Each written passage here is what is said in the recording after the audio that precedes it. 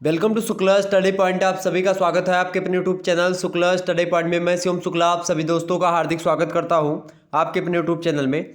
आज की वीडियो के माध्यम से हम चर्चा करेंगे मध्यकालीन इतिहास यानी कि medieval history, BA first year first semester.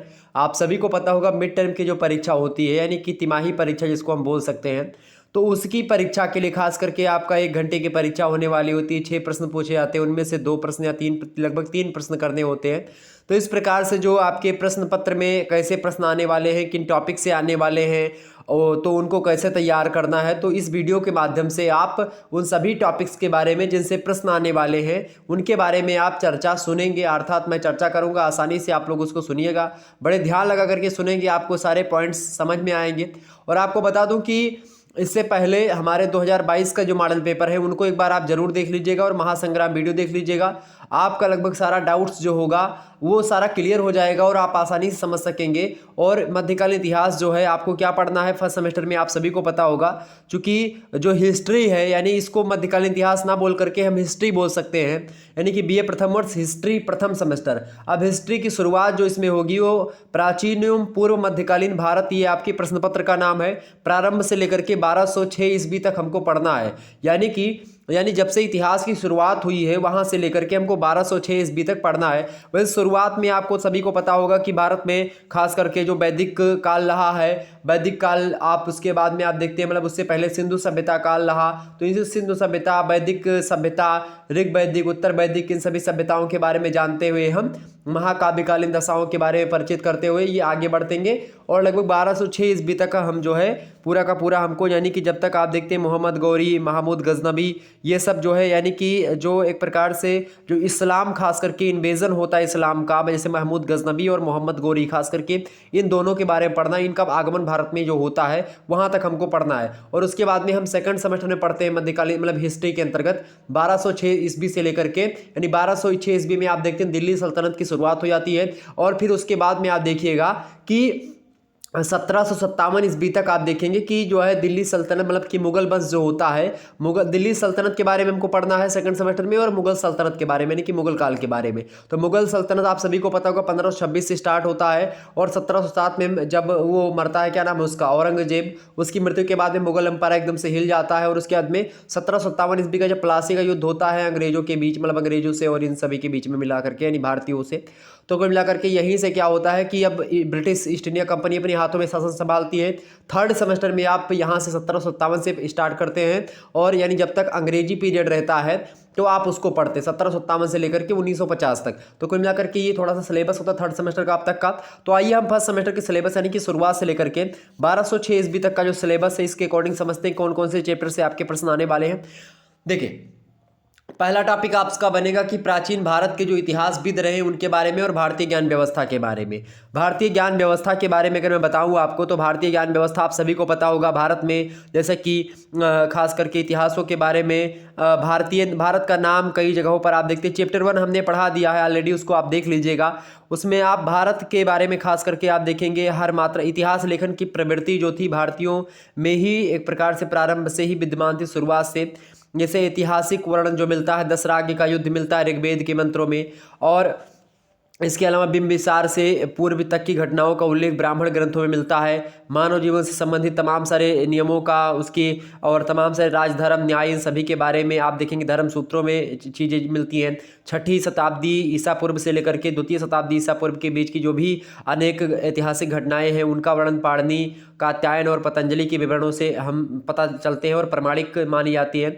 कुल मिलाकर के आप देखिएगा इसके बाद में स्मृति ग्रंथों में, महाकाव्यों में, पुराणों में आप देखेंगे, और तमाम सारे समय समय पर ब्राह्मण ग्रंथ आए, बौद्ध ग्रंथ आए, जैन ग्रंथ आए, इन सभी में, और कुछ चीनी यात्री जैसे ह्वेनसांग आया उसने, तो इन सभी लोगों ने भारतीय इतिहास के बारे में बताने का प्रयास किया। अलबरूनी भी चूंकि आया था। तो ये तमाम प्रकार के एक प्रकार से इतिहासकार जो बहुत सारे विदेशों से यानी यात्री आए उनके माध्यम से, और जो हमारे इतिहास के जो साक्ष्य हैं उनमें जो साहित्यिक स्रोत हैं उनमें बहुत सारी पुस्तकें हैं, उनके माध्यम से हम प्राचीन भारतीय इतिहास के बारे में जानते हैं, प्राचीन भारतीय ज्ञान परंपरा को समझते हैं।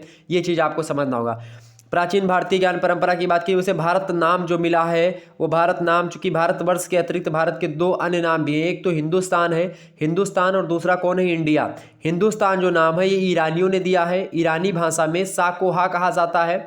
और सिंधु नदी जो है उसको हिंदू कहते थे, कौन, ईरानी लोग जो थे। इसीलिए क्या हुआ कि सिंधु को हिंदू पढ़ते पढ़ते वो लोग इन्होंने कहा कि हिंदुस्तान, यानी कि हिंदुओं का स्थान, या हिंदू यानी सिंधु नदी के समीप, तो वही हिंदू शब्द बन करके आया, ठीक है। तो वो हिंदुस्तान में बदल गया धीरे धीरे। इसके अलावा इंडिया जो शब्द है ये यूनानी लोग जो थे उन्होंने दिया था, ईरानी लोगों ने दिया था हिंदुस्तान, और यूनानियों ने दिया था जो इंडिया शब्द है। यूनानी भाषा में सिंधु नदी को क्या कहा जाता था, इंडस, इंडस रिवर। सिंधु नदी को क्या कहते हैं, इंडस रिवर। तो इंडस वैली सिविलाइजेशन, सिंधु घाटी सभ्यता को क्या बोलते हैं, इंडस वैली सिविलाइजेशन अंग्रेजी में। तो खास करके यूनानी लोग ये बोलते थे, इंडस कहते थे इसको। और चूंकि इंडस, उसी इंडस के आधार पर इनके यहाँ पे रहने वाले जो क्षेत्र है उसको इंडस कहा, मतलब इंडस के समीपवर्ती क्षेत्र है उसको इंडिया कहा, और यहाँ पर एक प्रकार से रहने वाले को एक प्रकार से इंडियन बोला। तो इस प्रकार से आप देखेंगे इंडिया नाम प्रचलित हुआ।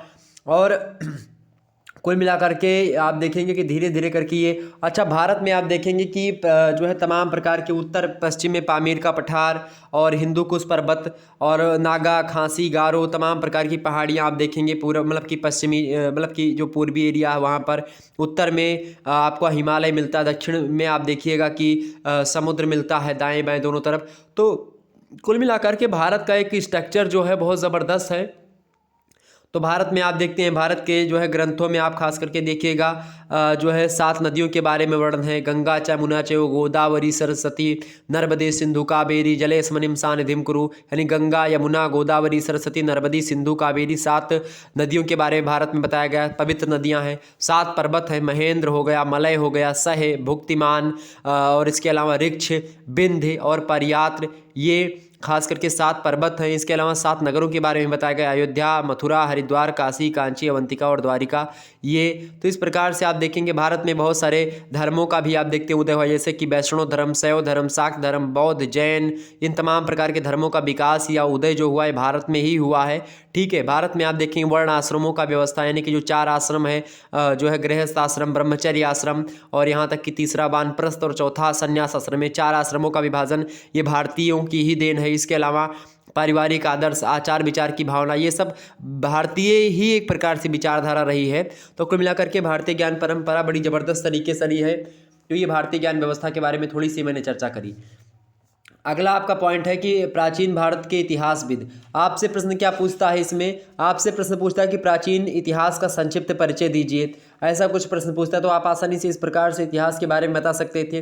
चैप्टर 1 हमने पढ़ा दिया, आप देख लीजिएगा तो वो आपका हो जाएगा। और इसके अलावा अगला प्रश्न आपका बन सकता है कि जो है प्राचीन भारतीय इतिहास के लेखकों पर प्रकाश डालिए, ऐसा प्रश्न पूछेगा। तो प्राचीन भारतीय लेखकों में नाम आता है, जैसे कि आप देखिएगा चूँकि आप देखेंगे उस समय के सामाजिक, आर्थिक और राजनीतिक तथा धार्मिक इन चीज़ों को कहीं ना कहीं पे ये लोग समाहित करते हुए आगे बढ़े हैं, इसलिए इनका नाम मैं आपको बताऊंगा। पहला नाम आपका आता है इतिहासविदों में भारतीय, उनका नाम है कौटिल्य महोदय। कौटिल्य की एक रचना आप सभी को पता होगा, अर्थशास्त्र।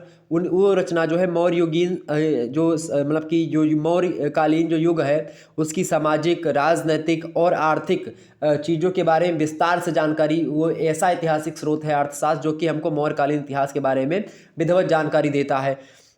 इसके अलावा दूसरे विद्वान मतलब दूसरे इतिहासविद हैं विशाख दत्त। विशाख दत्त की बात की, इनका एक रचना है मुद्रा राक्षस। मुद्रा राक्षस जो रचना है एक प्रकार से नाटक है, और ये रचना गुप्त काल में हुई है, लेकिन इसमें मौर्यकाल की ऐतिहासिक घटनाओं के बारे में बताया गया है। और मौर्यकालीन राजनीतिक इतिहास के साथ धार्मिक, आर्थिक और सामाजिक दशा के बारे में भी विशाख दत्त का जो मुद्रा राक्षस नाटक है इसके बारे मतलब इसमें हमको जानकारी मिलती है, जो खास करके मौर्यकालीन जानकारी है। इसके अलावा तीसरे विद्वान है बाणभट्ट। बाणभट्ट की आत्मकथा तो आचार्य हजारी प्रसाद द्विवेदी जी ने भी लिखा बहुत ज़बरदस्त तरीके से, ठीक है। लेकिन बाणभट्ट एक संस्कृत के कवि भी हैं, और इनकी एक रचना है हर्ष चरित्र, और हर्ष के ज़माने में ये थे खास करके।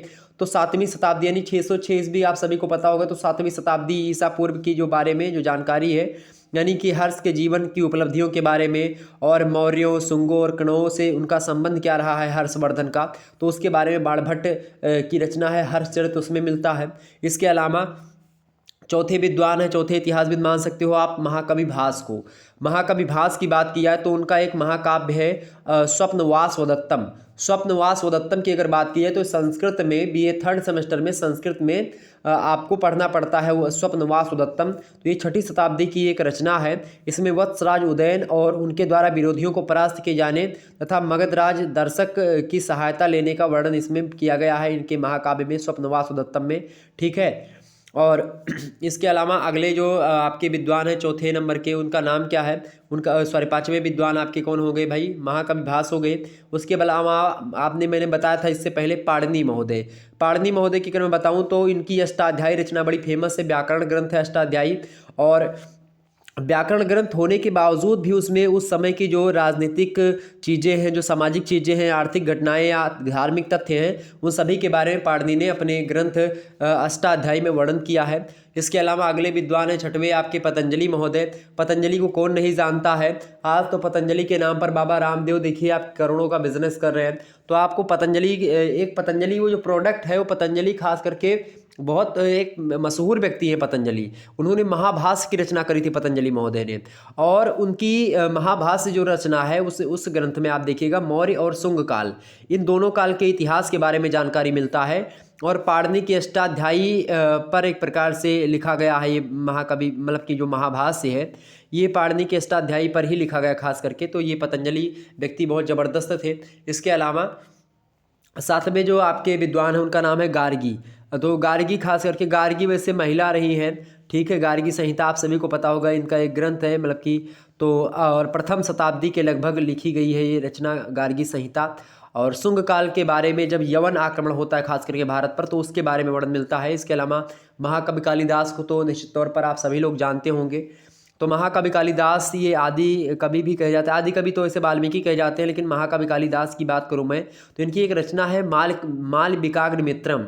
मालविकाग्नि मित्रम एक नाटक है, ये शुंगकालीन इतिहास के बारे में जानकारी देता है, संस्कृत भाषा में है। और पुष्पमित्र, आप पता होगा पुष्पमित्र शुंग जो थे उनमें उनके काल में खास करके जो यवन आक्रमण हुए हैं उनके बारे में बताया गया है। और कालिदास की अन्य रचनाएं भी आप देखेंगे तो भारतीय संस्कृति के बारे में ही आपको मिलेंगी, ठीक है। इसके अलावा अश्व घोष आप सभी को पता होगा, ठीक है। अश्व घोष हो गए। अश्व घोष की मैं बात करूं तो आप सभी को पता होगा इनकी रचना है बुद्ध चरित्र।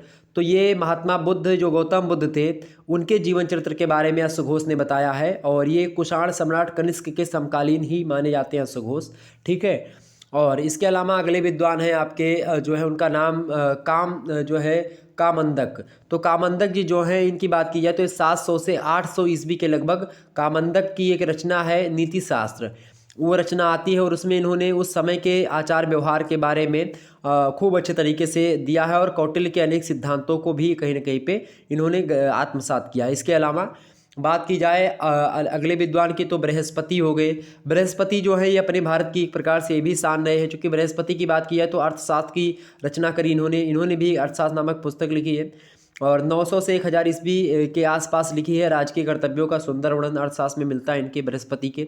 इसके अलावा आप देखेंगे जो है वाकपति, शूद्रक, परिमल, कल्हड़, बिल्हड़, कुमारपाल, इन सभी लोगों ने भी आप देखेंगे ऐसे ही ग्रंथों की रचना करी जिसमें तत्कालीन इतिहास के बारे में हमको जानकारी मिलती है। इसके अलावा अगर मैं 2 विद्वानों के और नाम बताऊं तो आप सभी लोग उनसे परिचित होंगे, जैसे कि महाकवि व्यास, और खास करके मैं बात करूं वाल्मीकि जी की, तो आदि कवि वाल्मीकि और महाकवि व्यास जी। व्यास जी की रचना क्या है, महाभारत। वाल्मीकि किसकी, मतलब वाल्मीकि जी की कौन रचना है, रामायण। महाकवि व्यास की अगर मैं बात करूं तो कौरव और पांडवों के बीच जो युद्ध हुआ था उसके बारे में महाभारत में वर्णन है, सामाजिक, राजनीतिक और राजा लोग क्या क्या करते थे किस प्रकार से, तो उसके बारे में वर्णन है महाकवि व्यास। और दुनिया का सबसे बड़ा महाकाव्य महाभारत की रचना महाकवि व्यास ने ही लिखा है। और इसके अलावा वाल्मीकि जी की रचना है रामायण। और रामायण की बात करें तो मर्यादा पुरुषोत्तम प्रभु श्री रामचंद्र जी के बारे में जो है बढ़िया तरीके से उनकी जीवन गाथा के बारे में, धार्मिक ग्रंथ होने के साथ साथ जो सामाजिक स्थितियाँ थीं, जो राजनीतिक स्थितियाँ थीं, उन सभी के बारे में अच्छी जानकारी वाल्मीकि जी के रामायण में आपको मिलेगी। और ख़ास करके आप देखेंगे कि 2 संस्कृतियां, उत्तर एवं दक्षिण के भेद और युद्ध का वर्णन इसमें, चूँकि उत्तर और दक्षिण आप सभी को पता होगा, चूँकि भारत में जो है उत्तर भारत में ये राम जी थे और दक्षिण भारत का क्या एक प्रकार से लंका। तो कुल मिलाकर के दक्षिण और उत्तर भारत में समन्वयता स्थापित करने वाली एक रचना मान सकते हो रामायण को। ठीक, तो एक प्रकार से आप देखिएगा ये ज़बरदस्त चीज़ें थे। तो ये भारत के कुछ महान इतिहासविद थे जिसके बारे में हमने बताया। तो अब आपसे कोई भी प्रश्न पूछे किसी के बारे में तो आप आसानी से इन सभी के बारे में अच्छे तरीके से समझा सकेंगे, बता सकेंगे। ओके, क्लियर होगी बातें। तो ये निश्चित तौर पर आपको थोड़ा सा पता होना चाहिए। इसके अलावा अगला पॉइंट्स आपको पढ़ना है प्रागैतिहासिक युग का परिचय। प्रागैतिहासिक मतलब होता है एक प्रकार से, प्रागैतिहासिक युग का मतलब होता है प्रारंभिक युग। ठीक है, जब जीव तत्व अस्तित्व में आकर के जो है पशु योनि और मानव योनि में पदार्पण किया होगा। इसका अंतलेखन कहीं ना कहीं पे जो है अंतलेखन कला के प्रथम परिचय के साथ स्वीकार किया गया होगा। इससे एक प्रकार से यह ज्ञात होता है कि प्रागैतिहासिक युग वह युग होता है जिससे संबंधित लिखित साक्ष्य पूर्णतः अनुपलब्ध है। प्रागैतिहासिक मतलब होता है कि हमको लिखित रचनाएं कुछ भी नहीं मिली है। ठीक है, यानी कि कुछ साक्ष्य जो है मतलब कि लिखित साक्ष्य भी अनुपलब्ध हैं। और कुल मिलाकर के ऐतिहासिक काल जो है वो लिखित जानकारी मिलती है। तो एक प्रकार से प्रागैतिहासिक। और कहीं ना कहीं पे आप देखिएगा धीरे धीरे करके प्रागैतिहासिक युग के बारे में आपसे प्रश्न पूछेगा कि प्रागैतिहासिक युग का संक्षिप्त इतिहास प्रस्तुत कीजिए। तो प्रागैतिहासिक युग की बात की जाए तो आप देखेंगे कि नूतन काल में परिवर्तन के फलस्वरूप मानव के जीवन पद्धति में तमाम सारे परिवर्तन होते हैं। प्रगति काल में ही आप देखेंगे प्रागैतिहास में एक नई संस्कृति का विकास धीरे धीरे होता है। नवपाषाण संस्कृति के नाम से संबोधित किया जाता है उसको। पहले पूरा पाषाण काल आता है, पूरा पाषाण काल के बाद में आप देखेंगे मध्य पाषाण काल, फिर नवपाषाण काल आता है। नवपाषाण काल का मानव की प्रगति आप देखेंगे तमाम कृषि और पशुपालन का आरंभ सर्वप्रथम होता है और मानव समाज आखेट करने लगता है, यानी कि शिकार करने लगता है। संचय की अर्थव्यवस्था जो है एक प्रकार से हो जाती है। कई प्रकार से चीज़ें होती हैं और जो है आग का आविष्कार हो जाता है।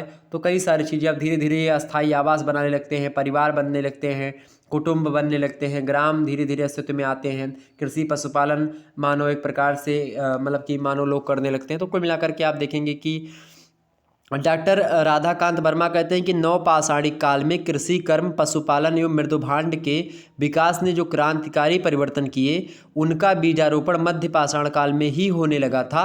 किंतु क्या हुआ कि उनका वास्तविक विकास नवपाषाण काल में ही हुआ, जिसके परिणाम स्वरूप ग्राम संस्कृतियों का भी विकास हुआ, यानी कि पूरा पाषाण काल, मध्य पाषाण काल और नवपाषाण काल। तो नवपाषाण काल में आते थे क्या हुआ कि धीरे धीरे गाँवों का विकास हुआ, मृदभांड एक प्रकार से मिट्टी के बर्तन बनाने लगे, धीरे धीरे क्या हुआ और तमाम प्रकार के पात्रों का हाथों से निर्माण किया जाने लगा। कुंभ कला में भी मंद गति के चाक का आविष्कार हुआ, मानव की तकनीकी धीरे धीरे बढ़ने लगी।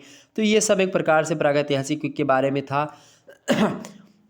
आप देखेंगे पूर्व पाषाण काल में मनुष्य वृक्ष के पत्तों, छालों और पशु के चमड़े से शरीर ढकता था। नवपाषाण काल में वस्त्र का निर्माण का ज्ञान भी प्राप्त हुआ। नवपाषाण काल में आप देखेंगे अस्तरों से प्राप्त जो तमाम सारी जगहों से हमको तकुए मिले, करघे मिले और तमाम प्रकार के अवशेष मिले, जिनसे हमको पता चलता है जो है मानव ऊन के बारे में, सन के बारे में, कपास के धागे ऐसा प्रतीत होता है कि बनाया जाता था उस समय, मतलब कि बन सकता था। नवपाषाण कालीन जो मानव था वो आग से भी परिचित था, उपकरण बनाने की नवीन तकनीकी भी उसके पास हो चुकी थी, कृषि और पशुपालन का ज्ञान भी हो चुका था, उसके साथ साथ जीवन में अस्थायित्व का संचार हो चुका था, जनसंख्या में वृद्धि हो रही थी धीरे धीरे। अब उनका जीवन पूर्ववर्ती कालों की अपेक्षा अधिक सुरक्षित हो चुका था और उन्होंने सबसे पहले पशुओं के चमड़े से तंबुओं का निर्माण किया और धीरे धीरे झोपड़ियाँ बनानी प्रारंभ कर दी। तो इस प्रकार से नवपाषाण कालीन जो आते आते आप देखेंगे ये प्रागैतिहासिक युग, यानी प्रागैतिहासिक माने कि जब हमको कोई साक्ष्य जल्दी नहीं मिलते लिखे पढ़े, ठीक है, यानी कि कुछ भी हमको नहीं मिला है। और आप देखेंगे एक आद्य ऐतिहासिक युग आएगा, उसमें आप देखिएगा कि धीरे धीरे कुछ मतलब हमको मिले हैं, साक्ष्य मिले हैं, लेकिन उनको हम पढ़ नहीं पाए हैं, ठीक, यानी कि जो सिंधु सभ्यता वगैरह। और उसके बाद में हमको कुछ ऐसे संस्कृतियाँ मिली, तो जो ऐतिहासिक काल है तो उसमें हम लिखित साक्ष्य मिले हमको ऐतिहासिक काल में और आसानी से। एक प्रागैतिहासिक काल, आद्य ऐतिहासिक काल और ऐतिहासिक काल। प्रागैतिहासिक काल मतलब कि हमको लिखित मतलब कि कोई साक्ष्य हमको प्राप्त भी नहीं हुए हैं, लिखित साक्ष्य कुछ भी नहीं मिला है, ठीक है, तो वो आपका वो हो गया प्रागैतिहासिक काल। उसमें पूरा पाषाण काल, मतलब पूरा पाषाण काल, मध्य पाषाण काल और नवपाषाण काल हो गए ये सब, ठीक है। अब उसके बाद में कौन सा युग आता है, आद्य ऐतिहासिक युग। आद्य ऐतिहासिक युग की अगर मैं बताऊँ आपको तो आद्य ऐतिहासिक युग जो है इसमें आपको लिखित साक्ष्य तो हमको प्राप्त हुए हैं लेकिन उसको पढ़ा नहीं जा सका, तो वो हो गया आद्य ऐतिहासिक युग। जैसे सिंधु घाटी सभ्यता की लिपि, तो उसका हम थोड़ी ना पता कर पाए लेकिन कुछ हमको लिपियाँ मिली हैं, तो ये चीज़। और इसके अलावा अगला जो आपका आता है वो आता है भाई ऐतिहासिक युग या ऐतिहासिक काल। ऐतिहासिक काल वह काल है जब हमको जो लिखित साक्ष्य मिले हैं जिसको हम आसानी से पढ़ सकते हैं। ठीक, तो इस प्रकार से ये चीज़ें, ये था इतिहास के बारे में कुछ परिचय जो कि मैंने आपको बताया। तो ये सब धीरे धीरे होता गया, तो कुल मिलाकर के यही इसके बारे में आप आसानी से परिचय दे सकते हैं। इसके अलावा आप देखेंगे अगला प्रश्न क्या है भाई।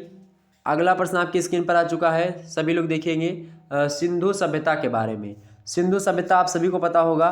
सिंधु सभ्यता की खोज एक प्रकार से आप देखेंगे किसने करी है, तो वैसे तो 1856 ईस्वी में ही भारत सरकार जो थी कराची और लाहौर के बीच रेलवे लाइन का निर्माण कर रही थी और इसी के लिए आप देखेंगे बहुत अधिक ईंटों की आवश्यकता आन पड़ी थी। और इसी ईंटों की आवश्यकता की पूर्ति के लिए तमाम सारे जो इधर उधर के जो इलाके थे, खंडहर थे, उन्हों से मतलब उन्हीं खंडहरों से ईंटों को निकालना प्रारंभ कर दिया गया। और इन खंडहरों में हड़प्पा नामक स्थान पर एक खंडहर था और उस खंडहर को आप देखिएगा मतलब कि उस समय खास करके उस खंडहर में जहाँ से मतलब कि एक खंडहर जो था हड़प्पा नामक स्थान पर, उस समय किसी को यह आभास भी नहीं होगा कि ये ईंटें मतलब कि किसी उत्कृष्ट सभ्यता के प्रतीक भी होंगी, मतलब ऐसा पता नहीं था किसी को। और ख़ास करके अगर मैं बताऊं इस सभ्यता के बारे में, तो इस सभ्यता को प्रकाश में लाने का श्रेय जो रहा है वो जनरल कनिंघम को दिया जाता है, चूँकि तत्कालीन भारत में पुरातत्व विभाग के निदेशक रहे थे ये। और खास करके धीरे धीरे क्या हुआ कि अब 1900 अभी तक खोज नहीं, 1920 ईस्वी में राय बहादुर, दयाराम साहनी और जो है माधव स्वरूप वत्स, इन लोगों ने उत्खनन और सर्वेक्षण में स्पष्ट किया कि यहाँ जो है एक उच्च कोटि की सभ्यता का विकास हुआ था जिसके केंद्र मोहनजोदाड़ो, हड़प्पा और जो है बलूचिस्तान जो वो रहा होगा। 1922 ईस्वी में राखाल दास बनर्जी ने विधिवत उत्खनन कार्य प्रारंभ किया जिससे स्पष्ट हो गया कि हड़प्पा संस्कृति एक विस्तृत भूभाग में फैली हुई थी। 1925 ईस्वी में क्या हुआ कि मैके ने चंदहुदड़ो में उत्खनन कार्य प्रारंभ करवाया और इन तमाम प्रकार के पुरातत्ववेत्ताओं ने अतिरिक्त सैंधव क्षेत्र का अध्ययन करने वाले विद्वानों में जैसे कि तमाम सारे विद्वान आते गए, R.D. Banerjee, Wheeler, Marshall, N.G. Majumdar, S. फिगट, तो तमाम प्रकार के लोग आते गए। और एक प्रकार से सिंधु सभ्यता के बारे में बताऊं तो सिंधु सभ्यता एकमात्र सिंधु नदी की सभ्यता नहीं थी। आप देखेंगे इसका क्षेत्र बहुत बड़ा व्यापक था। आप देखेंगे इसके अंतर्गत बलूचिस्तान हो गया, उत्तरी पश्चिमी सीमा प्रांत हो गया, पंजाब, सिंधु, काठियावाड़ का पूरा लगभग आधा इलाका काठियावाड़ का जाता था, राजपूताना इलाका मतलब राजस्थान का, गंगा घाटी का उत्तरी भाग पूरा सम्मिलित कर लीजिए। इस प्रकार से डॉक्टर बिमल चंद्र पांडे कहते हैं कि इस विस्तृत सभ्यता के प्रमुख केंद्रों में दबारकोट, पेरियानो और इसके अलावा घुंडई, कुल्ली, मेही, चंदहुदड़ो, आमरी और इसके अलावा लोहुम जोदड़ो, अली मुराद, रोपण, रंगपुर और सुतका गेंडोर, ये सब उल्लेखनीय है। तमाम सारे विद्वानों का यह भी मंतव्य रहा है कि सिंधु सभ्यता के अंतर्गत इस सुविशाल प्रदेश का शासन 2 राजधानियों के द्वारा हुआ करता था और पंजाब में स्थित जो हड़प्पा है वो उत्तरीय प्रदेश की राजधानी हुआ करती थी और सिंधु में स्थित मोहनजोदाड़ो जो है दक्षिणी प्रदेश की मतलब की राजधानी हुआ करती थी। तो इस प्रकार से विशाल नगरों के बीच स्थित अनेक छोटे छोटे नगर भी रहे होंगे, ऐसा प्रतीत होता है, ऐसा लोग बताते हैं। तो कुल मिलाकर के सिंधु सभ्यता के नगर और भवनों की बात की जाए तो आप सभी को पता होगा कि मतलब बड़े अच्छे तरीके से और वैदिक सभ्यता की ही भांति ग्राम में एक प्रकार से जो होते थे सभ्यता एक प्रकार से नहीं थी, ये नगरीय सभ्यता मान सकते हैं सिंधु सभ्यता को। एक ग्राम्य सभ्यता ना होकर के एक नगरीय सभ्यता मान सकते हैं। उत्खनन के जो अवशेष मिले हैं उनसे पता चला है कि नगर निर्माण एक विशिष्ट योजना के अनुसार हुआ था उस समय और जो सड़कें बनी थीं वो एक दूसरे को समकोण पर काटा करती थीं। योजना अनुसार छोटी छोटी गलियाँ भी बनाई गई थीं और जिनके कारण से चौराहे तिराहे भी बने थे। सड़कें बड़ी सड़क लगभग 23 फीट चौड़ी हुआ करती थी। प्रत्येक गली में एक कुआं होता था। सड़क के किनारे पर स्थित मकान सुंदर और भव्य बनाया जाता था और मकानों में जो है गंदा जल निकालने के लिए नाली भी बनी हुई थी और नाली ढकी हुआ करती थी। शहरों की रक्षा के लिए परकोटे भी बनाए गए थे। तो कई सारे नगरों की स्वच्छता पर बहुत अधिक ध्यान दिया गया था। सड़कों किनारे कूड़े करकट को रखने की व्यवस्था भी की गई थी। ये सोचिए उस समय की बात। और जो है गार्डन चाइल्ड तो यहाँ तक कहते हैं कि गलियों की सुंदर पंक्तियाँ तथा प्रणालिकाओं की उत्तम व्यवस्था एवं उनकी सतत स्वच्छता से इस बात का संकेत मिलता है कि यहाँ कोई नियमित नगर शासन था जो अपना कार्य सावधानी से कर रहा था। इसका आकार इतना सुदृढ़ था कि बाढ़ों के कारण बार बार निर्मित भवनों की तैयारी के समय निर्माण एवं सड़कों की सुनिश्चित पंक्तियों को बनाए रखने के नियमों का पालन होता था। इस प्रकार से बासम कहते हैं कि यह अनुपम स्वच्छता की व्यवस्था सिंधु निवासियों की नगर पालिका जैसी किसी संस्था की सूचक है, जिस संस्था की यह श्रेष्ठतम उपलब्धि है। यानी कुल मिलाकर के आप देखेंगे कि जो सिंधु सभ्यता के काल के जो भवन थे वो कच्चे पक्के ईंटों से बनते थे, छोटे बड़े सभी प्रकार के बनाए थे, कोई बड़ा मकान कोई छोटा मकान भी था।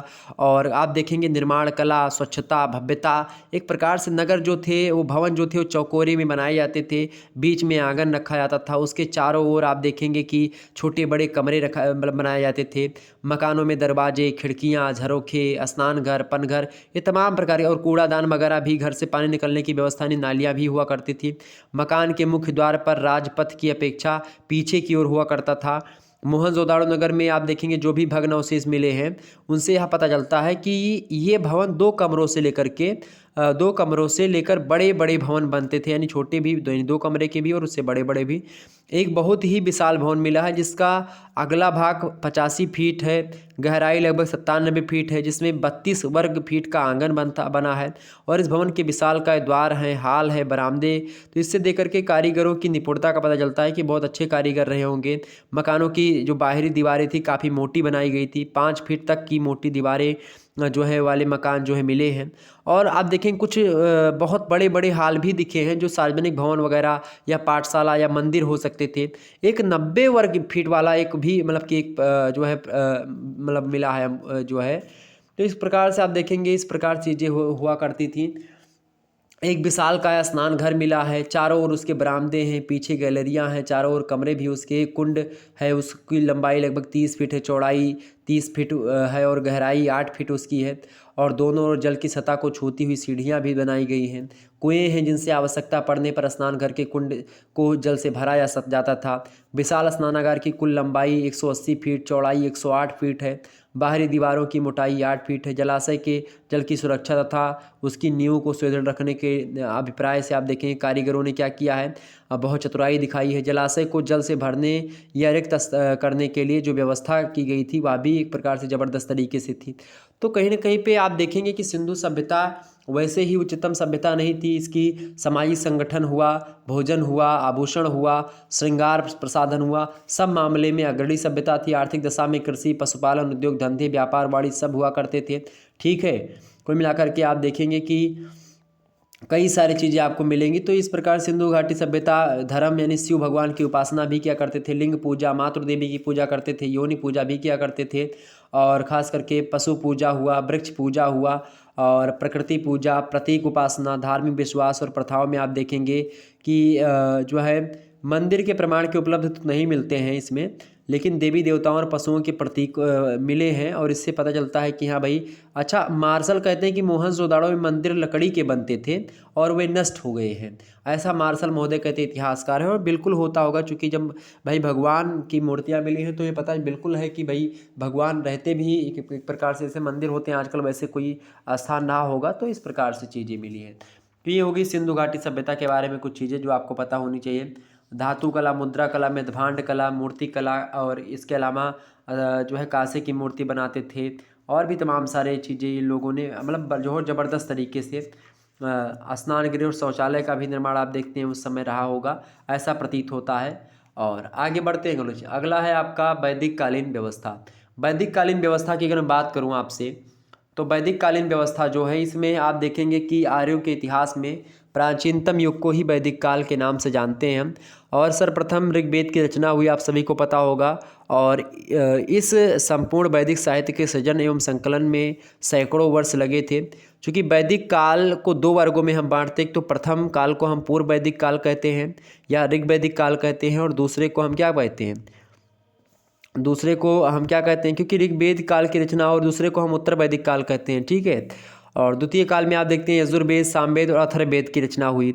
और ब्राह्मण ब्राह्मण ग्रंथ हो गए, आर्यडक हो गए, उपनिषद हो गए, इन सभी की रचना हुई थी द्वितीय काल में। लेकिन ऋग वैदिक काल चूँकि उसमें ऋग्वेद की ही रचना शुरुआत में हुई थी, सबसे पहला प्राचीन ग्रंथ वही है। तो आप देखेंगे कि आर्य संस्कृति का विकास हुआ वैदिक काल में ही, और इस काल में आर्यों के सांस्कृतिक जीवन में बड़े क्रांतिकारी परिवर्तन हुए। और ख़ास करके आप देखिएगा कि ऋग वैदिक युग जो है बाद, और इसके बाद में उत्तर वैदिक युगीन सभ्यता जो है आएगी। तो ये चीज़ आपके समक्ष आई। सामाजिक संरचना की बात करी जाए तो ऋग वैदिक कालीन भारतीय समाज जो था वो आर्य और आर्यतर जातियों से मिलकर के बना था, यानी कि कुछ आर्य जातियाँ थी, कुछ आर्य से बाद वाली जातियाँ थी। न समाज में दो वर्ग होते थे, एक दास्य और एक दस्यु। और आर्थिक और सामाजिक जीवन के विकास के साथ साथ कई वर्गों में धीरे धीरे जो है वर्ग बढ़ते लगे, और इसका आधार समाज भी था। आप देखेंगे कि अपनी आवश्यकताओं की पूर्ति के लिए श्रम के विभाग थे। ऋग्वेद में पुरुष सूक्त के 10वें मंडल में आप देखेंगे एक श्लोक मिलता है। ऋग्वेद के पुरुष सूक्त जो है उसके 10वें मंडल में आप देखेंगे, उसमें एक श्लोक है, ब्राह्मणवस्य मुखामासीद बाहुराजान्यः कर्तः उरुतस्य दवश्याः पादाभ्याम शूद्रो अजायता। यानी कि विराट पुरुष के मुखमंडल से ब्राह्मण की उत्पत्ति, और उसकी बाहुओं से यानी भुजाओं से क्षत्रिय की उत्पत्ति, जंघाओं से वैश्य की, और पैरों से शूद्रों की उत्पत्ति। अच्छा, जंघा या फिर उरु, उरु माने एक प्रकार से पेट भी होता है, उदर, ठीक। तो ये कहीं कहीं पर जंघा और कहीं कहीं पर पेट मिलता है, तो उससे वैश्यों की उत्पत्ति हुई है। इस प्रकार से आप देखेंगे कि ये वर्ग अभी पैतृक नहीं, मतलब कि एक प्रकार से नहीं बने थे। व्यवसायों का अदल बदल संभव था उस समय, और एक ही परिवार के व्यक्ति विभिन्न प्रकार अथवा वर्ग के व्यवसाय किया करते थे। अंगीरस कहते हैं कि मैं कवि हूँ, मेरा पिता वैद्य है और मेरी माँ अन्न पीसने वाली है। साधन भिन्न है किंतु सभी धन की कामना करते हैं। सामाजिक वर्गों को परस्पर मिलना जुलना संभव था। अर्थात जो पहले था, आजकल जैसे कि होता है कि हाँ वो है नहीं, तुलसीदास जी की चौपाई की कर्म प्रधान विश्व करी राखा, जो जस कर रही तस फल चाखा। अर्थात कर्म के हिसाब से, तो कर्म के हिसाब से ही वर्णाश्रम की व्यवस्था आप देखते हैं धीरे धीरे होती गई। और उसके बाद में फिर धीरे धीरे क्या होता है, जैसे परशुराम जी की बात किए तो कर्म से क्षत्रिय थे, धर्म से ब्राह्मण थे। ठीक इसी प्रकार से आप देखते हैं विश्वामित्र जी को, ठीक है, विश्वामित्र जी क्या थे, क्षत्रिय थे, लेकिन वो एक प्रकार से जो है धर्म से ब्राह्मण थे, मतलब कर्म से ब्राह्मण थे और धर्म से कौन थे वो, यानी उनका जन्म हुआ था क्षत्रिय के यहाँ, लेकिन वो भाई साधु थे, यानी कि वो ब्राह्मण का काम करते थे। तो इस प्रकार से चीज़ें हुआ करती थी। धीरे धीरे क्या होता गया कि उत्तर वैदिक काल तक आते आते क्या हुआ कि सामाजिक स्तर स्पष्ट हो चले थे, और वर्ण व्यवस्था अपने नियत वर्ग और आकार की ओर धीरे धीरे बढ़ने लगती है। वर्ण व्यवस्था की रेखाएं अधिक गहरी और स्पष्ट हो जाती हैं। इससे लोग धार्मिक कर्मकांड तमाम प्रकार की चीज़ें होनी प्रारंभ हो जाती है। जो कर्मकांड करने लगे, जो विद्या अध्ययन और अध्यापन करवाने लगे, वो ब्राह्मण कहलाते गए। जो युद्ध में रुचि रखते थे वो क्षत्रिय, राजनीति में जो युद्ध रखते मतलब कि सक्रिय रहते थे उनको क्षत्रिय कहा गया। जो वणिक यानी कृषक और शिल्पी थे वो वैश्य कहलाए। और जो इन तीनों वर्णों की अन्य शारीरिक श्रम के लिए दास या दस्यु और मतलब कि अनार्यों में थे वो शूद्र कहलाए। तो इस प्रकार से खास करके इस प्रकार से व्यवस्था हुई धीरे धीरे करके। और वैदिक कालीन अगर परिवार की बात की तो परिवार जो होती थी समाज की सबसे छोटी इकाई हुआ करती थी इस समय वैदिक काल में। परिवार संयुक्त और प्रधान परिवार होता था, पिता प्रधान होता था, पत्नी का पर्याप्त महत्व था। ऋग्वेद में बहुपद विवाह और बाल विवाह का उल्लेख बिल्कुल नहीं मिलता है।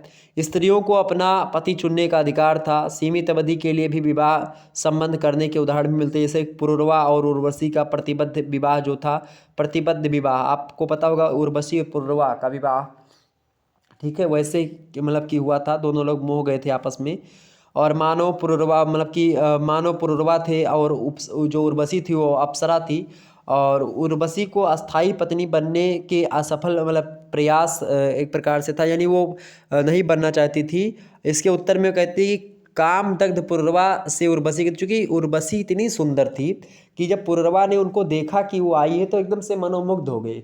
उर्वशी को कोई मतलब एक प्रकार से जो कोई राक्षस या गंधर्व था वो भगा करके ले जा रहा था, मतलब कि उनको उड़ा करके।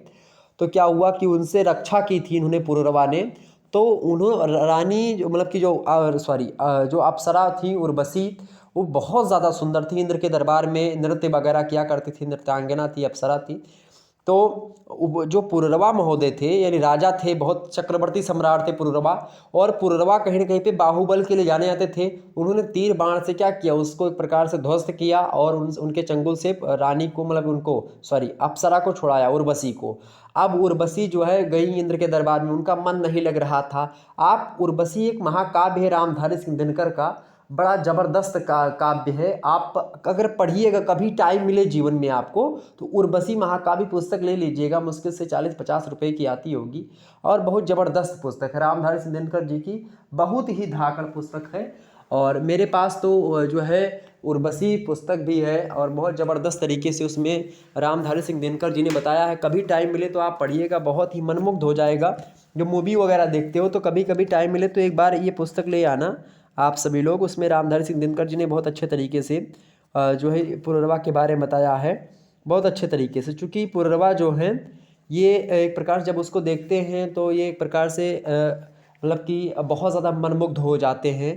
काम वासना इनके अंदर उत्पन्न होती है उनको देख करके, इतनी सुंदर थी वो।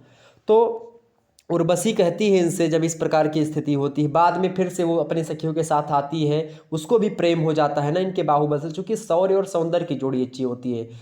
पुरुष जब बलशाली होता है, शौर्य उसके पास होता है, तो वो ज़्यादा अच्छा होता है। स्त्रियों के पास क्या होना चाहिए, सुंदरता उनके लिए एक प्रकार से आभूषण है। स्त्रियों की जो आभूषण है वो सुंदरता है, और पुरुषों का क्या है, शौर्य यानी पराक्रम है। ठीक, यानी कि सूर श्रृंगार करे रण के तब नारी श्रृंगार पे ध्यान धरे ना, ये चीज़ होती है। तो कुल मिलाकर के ये हुआ कि तो उर्वशी कहती है कि पुररवा मरो मत, नष्ट मत हो, निर्दय भेड़ियों के भक्ष मत बनो। स्त्री की मैत्री कभी अस्थाई नहीं होती है, उसका हृदय वृक्क के समान होता है। वृक्क के समान मतलब कि एक प्रकार से बदलने वाला होता है। बोला भी गया है कि जो है त्रिया चरित्रम पुरुषार्थ भाग्यम दैवो न जानामि, अर्थात स्त्री का एक प्रकार से चरित्र और पुरुष का भाग्य ये किसी को नहीं पता होता है। और उर्वशी स्वयं ये कहती है कि स्त्री की जो मैत्री होती है वो, या जो स्त्रियों की जो मैत्री या मित्र भावना या फिर जो फ्रेंडशिप होती है आजकल की भाषा में बोले तो वो अस्थाई नहीं होती है। यानी कि मुहर नहीं लग गई कि भाई आज से तुमसे बोल दिया तो बस तुम्हारी ही नाम की। तो स्त्रियों की जो मैत्री होती है अस्थाई कभी नहीं होती है, वो उसका हृदय वृक्क के समान होता है, वो परिवर्तित होने वाला होता है, ऐसा बताती है उर्वशी। तो राजा कहते हैं हाँ हाँ ठीक है, चलो अभी के लिए। इस प्रकार से चीज़ें होती हैं, बहुत ज़बरदस्त जो है रामधारी सिंह दिनकर जी ने बताया है। तो ये सब एक प्रकार से वैदिक कालीन व्यवस्था में ये परिवार के बारे में कुछ चीज़ें थी। ठीक है, वैदिक युग में जो कुटुंब होता था उसका मुखिया एक प्रकार से पिता हुआ करता था। पारिवारिक जीवन की कटुता को दूर करने के लिए संयुक्त परिवार में सुमति और शांति के लिए प्रार्थनाएं की जाती थी। पुत्रों में फूट पड़ने पर पिता के जीवन काल में भी वे अपनी संपत्ति का बंटवारा कर सकते थे। और गांव घर में कच्ची पक्की ईंटों, मिट्टी, बांस और लकड़ी के सहारे मकान वगैरह बनते थे। पहले ईंट फिर मिट्टी के स्तंभ बनाए जाते थे, बाद में बड़े बड़े लट्ठों से छत बनाई जाती थी। छतें घास फूस और खर से तैयार की जाती थी। इस प्रकार से चीज़ें थी। आश्रम व्यवस्था भी थी उस समय, यानी 4 आश्रम थे, ब्रह्मचर्य आश्रम, गृहस्थ आश्रम, वानप्रस्थ आश्रम, संन्यास आश्रम। ब्रह्मचर्य आश्रम विद्यार्थी जीवन पूरा का पूरा, ठीक है। गृहस्थ आश्रम जब आपकी शादी हो जाए, आप घर में रहो, आसानी से गृहस्थ आश्रम व्यतीत करो। वानप्रस्थ यानी जंगल की ओर प्रस्थान करना, जंगल में आप जाओ, ठीक है। और जो ब्रह्मचर्य और गृहस्थ में सीखा उसको आप बांटो, दुनिया को बताओ। संन्यास आश्रम 75 वर्ष के बाद वाला जो है, यानी जीरो से, यानी जब आप पैदा हुए वहाँ से आपका स्टार्ट हो जाता है 25 वर्ष तक उम्र की, यानी किसको बांट सकते हो आप, ब्रह्मचर्य आश्रम।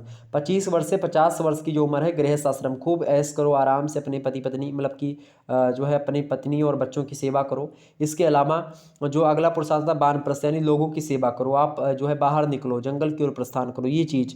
और जो संन्यास आश्रम है 75 के बाद का, 50 से 75 मतलब कि वानप्रस्थ, और 75 के बाद में अगर बचते हो तो आप आसानी से क्या करो, संन्यास आश्रम, बैठ जाओ बड़ वृक्ष के नीचे, आसानी से राम राम, जो भी कुछ आपके मन में भगवान का प्रति श्रद्धा हो उसको करो। ये आश्रम व्यवस्था थी। और कहीं ना कहीं पे गृहस्थ आश्रम जो है तीनों आश्रमों का मूल आधार है, क्योंकि गृहस्थ आश्रम के दान, मतलब गृहस्थ आश्रम जो है दान के ऊपर निर्भर होता है। आप कितने लोगों की सेवा करते हो अपने बलबूते पर, क्योंकि आपको प्रभु ने हाथ दिया है, पैर दिया है, तो उसके बलबूते पर। तो ये था एक प्रकार से आश्रम व्यवस्था के बारे में कुछ चीज़ें, तो ये भी था। इसके अलावा जो है वस्त्र और आभूषण की बात की है, श्रृंगार की बात की है, तो ऋग वैदिक काल में आप देखिएगा वेशभूषा में एक अधो वस्त्र यानी नीबी और एक उत्तरीय सम्मिलित आपको मिलती है। उत्तरीय मतलब एक प्रकार से वस्त्रों पर कसीदे की कढ़ाई हुआ करती थी, यानी वस्त्र कपास, ऊन, रेशम, ये सब मृग चर्म और दूसरे चमड़े के भी वस्त्र काम आते थे। स्त्री और पुरुष दोनों स्वर्ण निर्मित आभूषण पहना करते थे। कानों में कर्ण शोभन होते थे, गले में निस्क हुआ करता था, हाथों में कड़े थे, पैरों में जो है खड़वे पहने जाते थे, वक्षस्थल पर सुनहली पादक और मड़िया पहनी जाती थी। स्त्रियां और पुरुष दोनों ही बालों का श्रृंगार किया करते थे।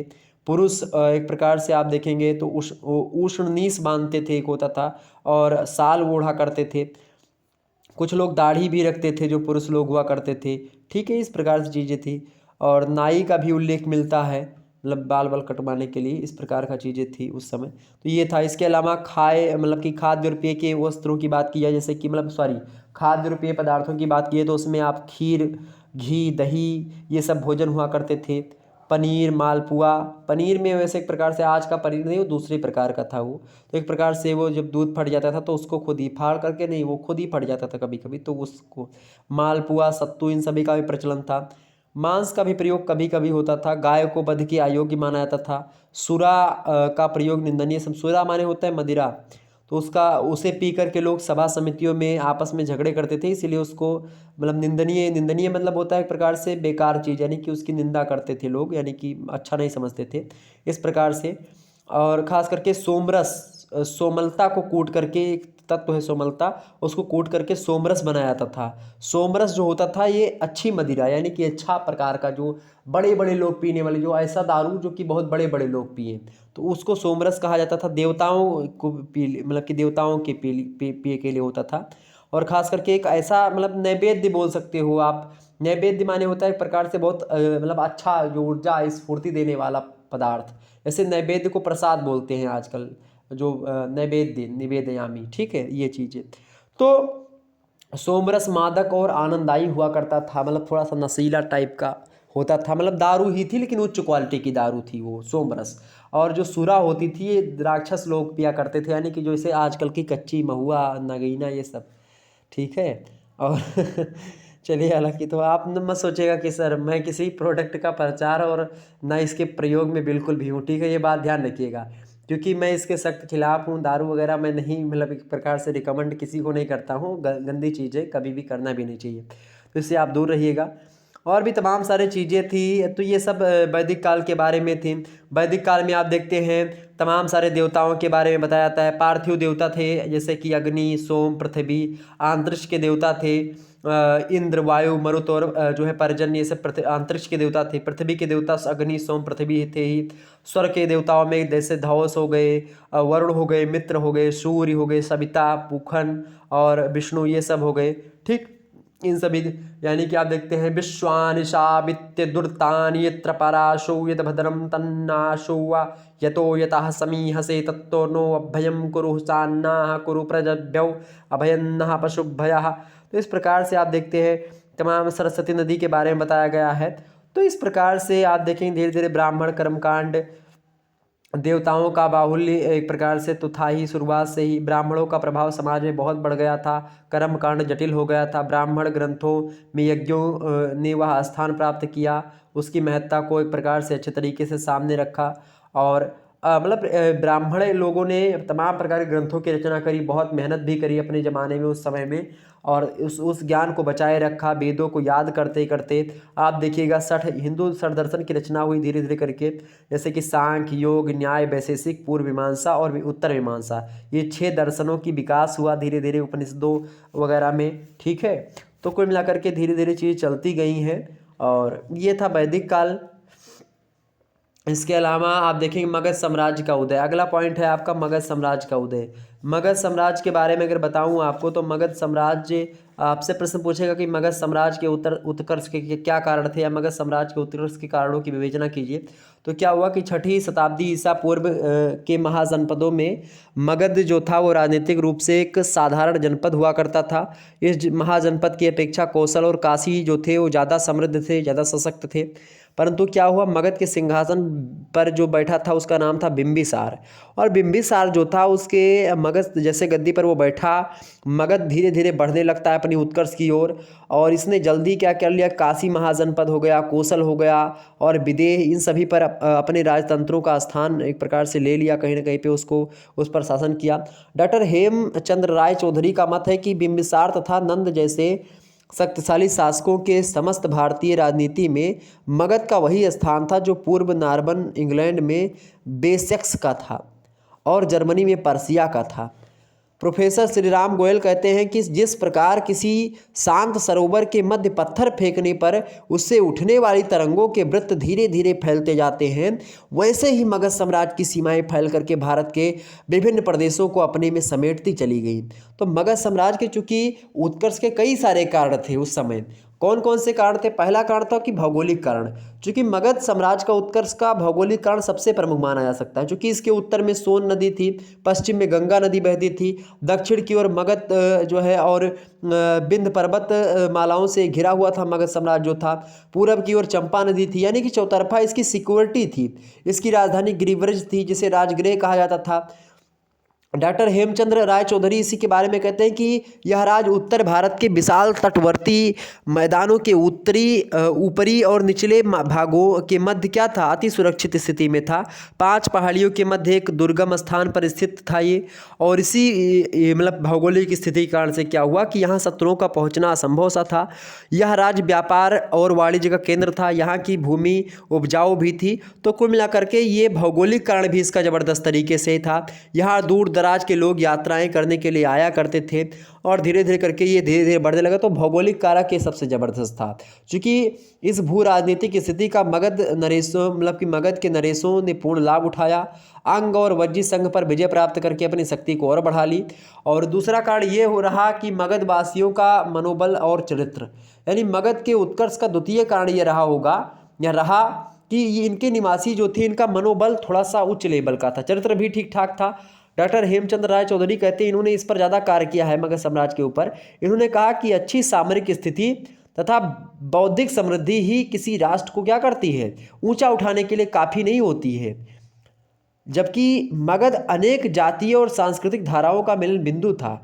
जिस प्रकार मध्यकालीन फ्रांस में केल्ट जाति लैटिन और ट्यूटन में समाहित हो गई थी, उसी प्रकार से भारत के उत्तरी भाग में कीकट जाति अन्य उन्नतिशील जातियों में मिल गई थी।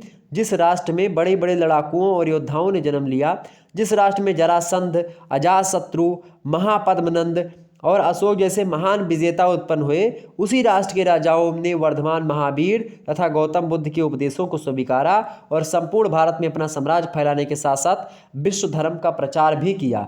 ठीक, तो इस प्रकार से आप देखेंगे मगध वासियों का मनोबल भी थोड़ा बड़ा था। अजातशत्रु का जन्म हुआ, महात्मा बुद्ध को एक प्रकार से बुद्धत्व प्राप्त हुआ, राजगृह में अजातशत्रु और महात्मा बुद्ध की भेंट जो है एक प्रकार से ऐसी रही जैसे कि वाम्स में चार्ल्स पंचम और मार्टिन लूथर की हुई थी। तो इस प्रकार से धीरे धीरे क्या हुआ कि इस देश और इस युग में आक्रामक और साम्राज्यवादी लिप्सा और नैतिकता और उदारता के प्रतीकों का आविर्भाव होता गया। विचारधाराएं अधिक समय तक अलग अलग ना रह सकी, दोनों में समन्वय होता गया। मौर्य सम्राट अशोक ने क्या किया, धीरे धीरे अपने साम्राज्य को बढ़ाया और मगध साम्राज्य एक बड़े स्तर पर उभर करके समक्ष आया। तीसरा कारण मगध साम्राज्य के उत्कर्ष का ये रहा कि आर्य और अनार्य संस्कृतियों का समन्वय। आर्य जो थे वो और जो अनार्य थे यानी जो आर्य नहीं थे वो, उनकी संस्कृतियों का समन्वय हो गया। मगध साम्राज्य के उत्कर्ष में आर्य और अनार्य संस्कृतियों का समन्वय तीसरा कारण था जो कि इसके उत्कर्ष को और बढ़ा देता है।